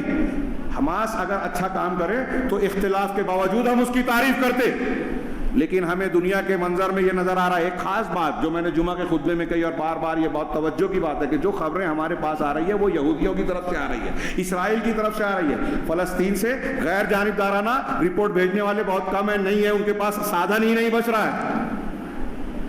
تو پہلی خبر آئی 1100 اسرائیلی مر گئے، سارے عالم اسلام خوش. پہلی خبر ایسی ہی آتی ہے جب مسلمانوں کو قتل عام کرنا ہوتا ہے، مسلمانوں کے خلاف عام حملہ کرنا ہوتا ہے، تو پہلی خبر ایسی ہی دی جاتی ہے جس سے مسلمان خوش ہوں اور دنیا میں یہ تاثر دیا جائے کہ مسلمانوں کی طرف سے بہت بڑا نقصان پہنچایا گیا. اب ہم اس کا انتقام لیں گے. مطلب یہ جائز بنایا جاتا ہے اقوام متحدہ اور دنیا کے قانون کی نظر میں کہ ہم جو کام کرنے جا رہے ہیں وہ انتقامی کارروائی ہے. یہ دہشت گردی کا حملہ ہوا، ہم دہشت گردوں کے خلاف کارروائی کر رہے ہیں. اب آپ حماس کا بدلہ، لوگوں نے سوال کیا غیر مسلموں نے کہ حماس نے اس جنگ سے کیا حاصل کیا، اور کیا حماس نے 23 لاکھ فلسطینی مسلمان جو نہتے ہیں، پہلے ہی سے پریشان حال ہیں، پہلے ہی سے بہت ساری چیزوں سے محروم ہیں، ان کو مرنے کے لیے چھوڑ دیا، اسرائیل کے بموں کا سامنا کرنے کے لیے چھوڑ دیا، اور دھمکی دے رہا ہے کہ زمینی حملہ کرے گا تو ہم اینٹ سیٹ بجا دیں گے؟ کون سی تیاری ہے آپ کی؟ ابھی ان کو بچانے کے لیے آپ نے کیا کارروائی کی؟ بموں سے بچانے کے لیے تو ہوش کے ناخن لیے جائیں. اس تناظر میں میں یہ عرض کرنا چاہتا ہوں کہ ایک طرف تو یہ مظلوم ہے اور دوسری طرف وہ ظالم. اس ظالم کا کھلے عام لوگ ساتھ دے رہے ہیں. کسی نے بڑا اچھا کامنٹ کیا غیر مسلم نے کہ فلسطینیوں کو جو مظلوم ہیں, نہتے ہیں, بچے بوڑھے عوام ہیں, ان کو آپ ایک ٹیبلٹ اور کھانا نہیں بھیج سکتے, پابندی لگا رکھی ہے. اور جو ظلم کر رہا ہے, بم برسا رہا ہے اور قتل عام کر رہا ہے, اس کو امریکہ اور یورپ مدد بھیج رہی ہے, اپنے نمائندوں کو بھیج رہی ہے. امریکہ کا وزیر وہاں پہنچ رہا ہے, ان کی حمایت کر رہا ہے. ہمارے ملک سے بھی پہلے وزیر اعظم نے حمایت کا بیان دے دیا. اور لوگ جو ہے اندھے ہو کر مسلم دشمنی اور نفرت میں انسانیت دشمنی کا ساتھ دے رہے ہیں. لا تحسبن اللہ غافلا عما یعمل الظالمون. ظالم لوگ جو کچھ کر رہے ہیں اللہ کو اس سے غافل نہ سمجھو. اللہ المتکبر ہے, القدوس ہے, الملک ہے. اس کے گھر ہماری اعتبار سے دیر ہے, اندھیر نہیں ہے. وہ انصاف کرے گا, ظالم بچ نہیں سکتا. یہ المتکبر کا کے معنی اور اللہ کی صفات کا اور خوبیوں کا تقاضا ہے. اگر اللہ رب العالمین کے سامنے تکبر کر کے کوئی اترا کے چلتا ہے تو وہ صحیح حدیث میں ہے کہ ایک آدمی اترا کر اپنے بالوں کو سوار کر کپڑے سے اترا کر چلا تو اللہ تعالیٰ نے اسے زمین میں دھسا دیا اور وہ دھستا ہی چلا گیا. وہ دھستا ہی چلا گیا. اللہ رب العالمین نے قرآن میں لا تمشِ فی الارض مرحا, زمین میں اکڑ کر نہ چلو, انک لن تخرق الارض ولن تبلغ الجبال طولا. تو زمین کو پھاڑ نہیں سکتا اور لمبائی میں پہاڑ کی اونچائی کو نہیں پہنچ سکتا. یہ ہم آپ کو بھی کہہ رہے ہیں, اپنے آپ کو بھی کہہ رہے ہیں, اسرائیل کو بھی کہہ رہے ہیں, نیتن یاہو کو بھی کہہ رہے ہیں, جو بائیڈن کو بھی کہہ رہے ہیں, یورپی یونین کو بھی کہہ رہے ہیں, ہندوستان کی حکومت سے بھی کہہ رہے ہیں کہ یہ کائنات کا نظام چلانے والا اللہ ہے جو المتکبر ہے, کبریائی اور بڑائی والا ہے. وہ ظلم کرتا نہیں ہے اور ظالم کو چھوڑتا بھی نہیں ہے اگر ظالم نے توبہ نہیں کی. اللہ رب العالمین نے فرمایا لا ينظر اللہ یوم القیامہ, دنیا میں تو ان کو دھسایا جائے گا, پکڑا جائے گا. اللہ رب العالمین نے, یہ اللہ کے رسول نے فرمایا کہ 3 لوگ ایسے ہیں لا یکلمہم اللہ یوم القیامہ ولا یزکیہم ولا ینظر الیہم, کہ نہ اللہ رب العالمین ان سے کلام کرے گا نہ قیامت کے دن, اور نہ ان کا تزکیہ کرے گا, عزت والی بات نہیں کرے گا, کرے گا تو ڈانٹے گا, پھٹکارے گا, اور نہ ان کی طرف رحمت سے دیکھے گا, اور ان کے لیے دردناک عذاب ہے. کون 3 لوگ ہیں؟ شیخ زانی, بوڑھا زانی. زنا کرنا برا ہے لیکن بوڑھا کرے تو یہ اور برا ہے کیونکہ اس کے تقاضا کم ہے, پھر بھی اللہ کی نافرمانی کر رہا ہے. اللہ کی بات کو اب بھی ماننے, بوڑھا ہو گیا پھر بھی ماننے کو تیار نہیں, توبہ نہیں کرتا. شیخ و ملک کذاب اور جھوٹا بادشاہ. یہ سارے جو اسرائیل ہو, امریکہ ہو, یہ جھوٹ بول رہے ہیں. حکومت ہے, حکومت کا کی بات ڈور جن کے ہاتھ میں, ان کو جھوٹ بولنے کی کیا ضرورت ہے؟ لیکن وہ نہتوں, کمزوروں اور خاص طور سے مسلمانوں کو نشانہ بنانے کے لیے پوری دنیا میں جھوٹ بولتے ہیں. اتنے جدید دور میں وسائل اعلام, ذرائع ابلاغ اتنا عام ہو گیا ہمارے پاس آج, اور کیا بولتے ہیں کیسے کیسے وسائل ہیں, فیس بک, سوشل میڈیا کی مختلف ذرائع, نیٹ. اس کے باوجود سچائی تک پہنچنا بہت مشکل ہے. جمعہ کے خطبے میں نے بیان کیا, تفصیل کا موقع نہیں ہے. جھوٹ بول رہے ہیں لوگ اور جھوٹ پھیلاتے ہیں. جھوٹ میں سچائی کو تلاش کرنا آج بھی اتنا ہی مشکل ہے جتنا پہلے تھا. جھوٹی تاریخ, جھوٹی باتیں, اچھوں کو برا اور بروں کو اچھا بتایا جاتا ہے, نیکی کو برائی اور برائی کو اچھا بتایا جاتا ہے. یہ جھوٹ چل رہا ہے. ملک کذاب, جھوٹے حکمراں آج ہم کو دکھائی دے رہے ہیں. جھوٹا اللہ رب العالمین کو دیکھے گا نہیں, تزکیہ نہیں کرے گا اور دردناک عذاب ہوگا. تیسرا بتایا وعائل مستکبر, اور ایسا محتاج آدمی جو تکبر کرنے والا, اکڑنے والا ہے تو لونجا, بس 2 منٹ انشاءاللہ, ہے تو کمزور, غریب فقیر. باہر سے خوب اچھا کپڑا پہنا, اندر سے بنیان چڈی پھٹی ہوئی ہے. چڈی بولتے ہیں آپ لوگ, اندر سے پھٹا ہے لیکن باہر اپنی اکڑ بتا رہا ہے. جو میں نے آیت پڑھی تھی نا سورہ اقرا بسم ربک الذی خلق میں, سورہ علق میں, کہ کلا ان الانسان, انسان سرکش ہوا جاتا ہے. کیوں؟ الرآہ استغنیٰ, کہ میں بے نیاز, سمجھتا ہے کہ میں بے نیاز ہوں, مجھ کو کسی کی ضرورت نہیں ہے. ہمارے جب کسی سے جھگڑا ہوتا ہے نا, جا تیری ضرورت نہیں ہے, میرا کام چل جائے گا, یہ تکبر ہے. تو وہ اللہ رب العالمین کے سامنے بھی ایسے ہی سر اٹھا رہا ہے, ایسا سمجھتا ہے. قرآن میں اہل علم نے کہا, دیکھیے قرآن کا جملہ کیا ہے, الرآہ استغنیٰ, وہ سمجھتا ہے, دیکھتا ہے, یعنی سمجھتا ہے کہ میں بے نیاز ہوں, جبکہ وہ ہے نہیں. اگر دنیا میں کوئی انسان بادشاہ بھی ہے, بادشاہ کی, وزیر اعظم کی, صدر جمہوریہ کی کرسی پر بیٹھا ہے, تب بھی محتاج ہے اللہ کا. تب بھی اس کے اندر نقص ہے, دوسروں کی مدد کی ضرورت ہے, تو وہ اپنے آپ کو بے نیاز سمجھتا ہے. لیکن اللہ نے کہا اِنَّ إِلَىٰ رَبِّكَ الرُّجْعَىٰ, تم کو پلٹنا تمہارے رب کی طرف ہی ہے. تو عائل مستکبر کی تشریح میں وہ آیت کا ذکر کر رہا ہوں. یعنی یہ جو بائیڈن ہو یا نیتن یاہو ہو, یہ بھی ایک پہلو تھا کہ نیتن یاہو کی حالت خود اسرائیل میں بہت خراب تھی. اس جنگ کے بعد کچھ تجزیہ نگاروں نے کہا کہ نیتن یاہو نے اپنے حالات کو سدھارنے کی کوشش کی, اور اس تناظر میں کہا کہ نیتن یاہو کا پچھلا ایک بیان ہو چکا ہے, وہ کہہ چکا ہے کہ اگر آپ چاہتے ہو کہ فلسطین میں ہمارے کام اچھے سے چلیں تو حماس کو طاقت دیا جائے. جو لوگ میری اس بات پر تنقید کر رہے ہیں ریکارڈ اٹھا کر دیکھ لیں, حماس کو طاقت پہنچانے والا نیتن یاہو ہے. بعض مبصرین نے کہا کہ پہلے اسرائیل نے ہی حماس کو بڑھاوا دیا, اب وہ ہاتھ سے نکل گیا. میں نے جمعہ کے خطبے میں کہا کہ میرے حساب سے ہاتھ سے نہیں نکلا, ابھی بھی جو ہو رہا ہے اس میں یہ شک ہے, یقین نہیں شک ہے کہ اس میں اسرائیل کا ہی پروگرام ہے, کیونکہ اب تک یہ ثابت نہیں ہوا کہ حماس نے اتنی تیاری کہاں سے کی, اتنے راکٹ کہاں سے ملے. ایران پر شک کیا گیا, اس کو کلین چٹ دے دی گئی کیونکہ وہ تو ویسے بھی شیعہ ہے, اس کا اور امریکہ کا دکھاوے کی جنگ چلتی ہے, دونوں آپس میں مل کر سنیوں کا قتل کرتے ہیں ہر جگہ, شام میں دوسرے مقامات پر. تو کس نے مدد کی, کیسے ان کو یہ طاقت ملی, کیسے یہ راستہ دیا گیا؟ حماس کی اتنی طاقت ہے کیا جو آج مظاہرہ کیا جا رہا ہے؟ نہیں ہے. جیسے داعش کی نہیں تھی یورپ امریکہ کے سامنے ٹکنے کی, لیکن ٹکایا گیا, دکھایا گیا. یورپ کے لوگوں کو جیل سے نکال کر بھیجا گیا داعش میں, تاکہ دنیا کو دکھایا جائے کہ ہم کو خطرہ ہے, اور اس خطرے کو دکھا کر مسلمانوں پر حملہ کیا جائے. نیتن یاہو نے اپنی حیثیت بنانے کی کوشش کی. جو لوگوں کا تجزیہ ہے گہرائی میں جانے والے, خبروں کے پیچھے کی حقیقت کو دیکھیے کیا ہے.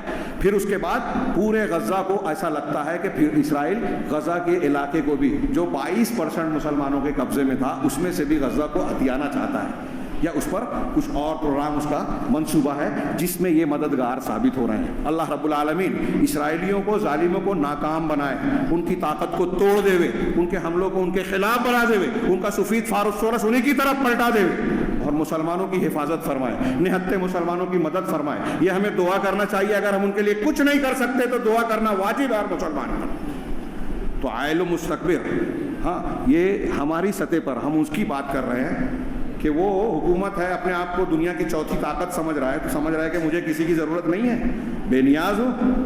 ہاں اللہ رب العالمین کے سامنے کیا ہے ہستی ہے.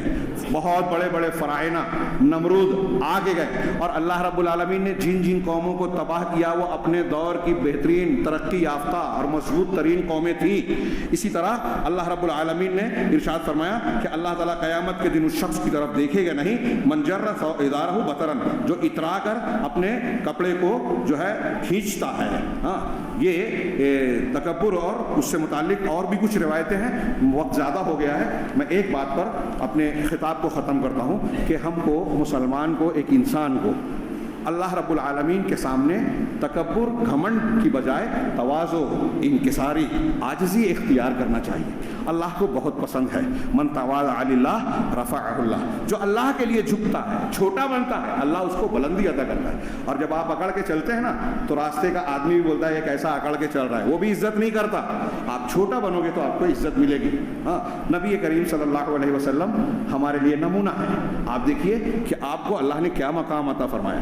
ہاں مقام محمود, خاتم النبیین, سید المرسلین, شفیع المذنبین یوم القیامہ, کیا کیا مقام ہے آپ کا. لیکن آپ کی تواضع, انکساری کا حال کیا تھا کہ صحابہ میں بیٹھے رہتے تھے تو آنے والا یہ نہیں سمجھ پاتا تھا کہ اس میں سے محمد صلی اللہ علیہ وسلم کون ہے. ہاں حضرت انس کہتے ہیں کہ آپ اتنے متواضع تھے کہ اگر ایک لونڈی آتی آپ کا ہاتھ پکڑ کے کہتی کہ چلو میرا فلاں کام ہے تو آپ انکار نہیں کرتے تھے. آپ چھوٹے بچوں سے سلام میں پہل کرتے تھے. حدیثوں میں ہے کہ جو سلام میں پہل نہیں کرتا, ہمارے یہاں کچھ لوگ ہوتے ہیں نا انتظار کرتے ہیں وہ سلام کرتا کہ نہیں کرتا. اگر ایسا کوئی ہے تو اس کے اندر تکبر ہے. یہ میں نہیں کہہ رہا ہوں, حدیث میں ہے. سلام میں پہل کرنا اس بات کی دلیل ہے کہ آپ کے اندر تکبر نہیں ہے. صحابہ کرام سلف اس کا لحاظ کرتے تھے. حضرت عمر ایک دن کھڑے ہوئے اور کہا کہ میں منبر پر چڑھے اور لوگوں کو جمع کرے, کہا کہ میں چرواہا ہوں, میں بکریاں چراتا تھا, ایسا ایسا تھا. کہا اس کی کیا ضرورت تھی؟ کہا میں اس لیے میں نے یہ کیا تاکہ میرے اندر تکبر نہ آئے. حضرت سلمان فارسی بازار میں کچھ بوجھا لے کر چلے. لوگوں نے پوچھا اس کی ضرورت نہیں تھی, اللہ نے بے نیاز کہا میں نے اس لیے ایسا کیا کہ اللہ کے رسول صلی اللہ علیہ وسلم نے فرمایا کہ جس کے دل میں ذرہ برابر بھی تکبر ہوگا وہ جنت میں نہیں جائے گا. میں دل میں تکبر نہ آئے, اپنی اوقات کو سمجھنے کے لیے میں یہ کام کر رہا ہوں. یہ اہتمام کرتے تھے, اپنا جائزہ اور محاسبہ کرتے تھے.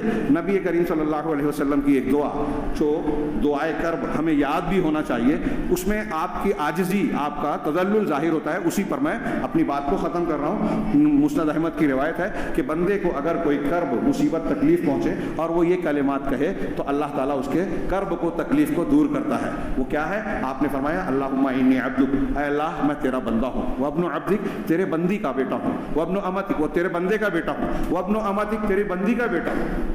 نبی صلی اللہ علیہ وسلم, میں تیرا غلام ہوں, بندہ ہوں, تیرے بندے کا اور تیری بندی کا بیٹا ہوں. ناصیتی بیدک, میری پیشانی تیرے ہاتھوں میں. ماضٍ فی حکمک, میرے سلسلے میں تیرا ہی فیصلہ نافذ ہوتا ہے, جاری ہوتا ہے.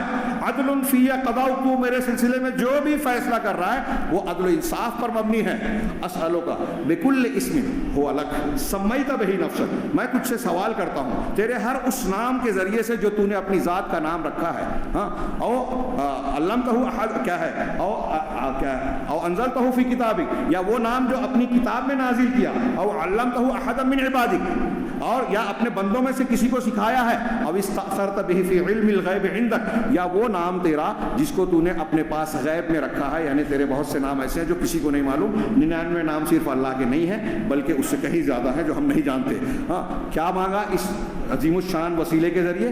ان تجعل القرآن ربیع قلبی, کہ تو اے پروردگار قرآن کو میرے دل کی بہار بنا دے. وجلاء حزنی, میرے غم کو, اندوہ کو دور کرنے کا. وذہاب ہمی, اور میرے ہم و غم کو دور کرنے کا ذریعہ بنا دے. یہ اللہ کے رسول صلی اللہ علیہ وسلم کی دعائیہ کلمات میں ہمارے غم و اندوہ کے دور کرنے کا طریقہ بھی بتایا گیا ہے کہ قرآن کو اپنے دل کی بہار بنایا جائے اور اللہ کے سامنے اپنے آپ کو چھپا دو.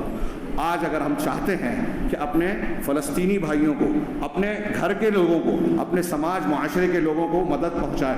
ہمارے دیہاتوں میں مختلف مقامات پر ارتداد ہے, جہالت ہے, پریشانیاں ہیں, مسائل ہیں. غیر مسلم اسلام لا رہے ہیں تو ان کے لیے مسائل ہیں, مسلمان غیر مسلم بن رہے ہیں. ان سارے معاملات کو حل کرنے اور توجہ دینے کی ضرورت ہے.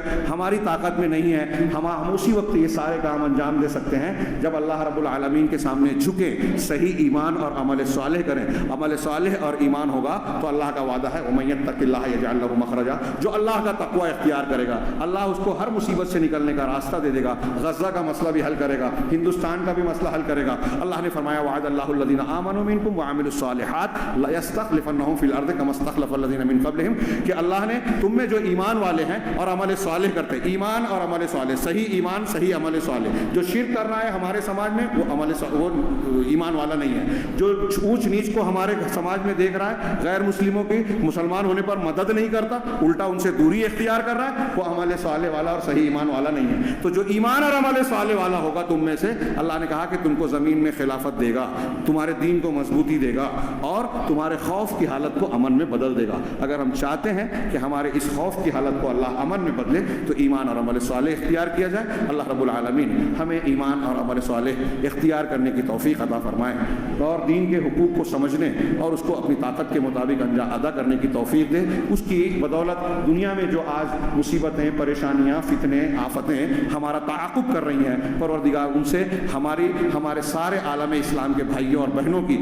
حفاظت فرمائے, اپنی نگرانی میں رکھے, ہماری خطاؤں غلطیوں کو معاف کر دے اور اپنی مدد کو ہمارے شامل حال کر دے. اور دنیا کے ساتھ آخرت میں بھی اللہ رب العالمین ہمیں جو ہے ہر قسم کے عذاب سے محفوظ رکھے. اقول قولی ھذا واستغفر اللہ لکم ولسائر المسلمین وصلی اللہ علی نبینا محمد. السلام علیکم.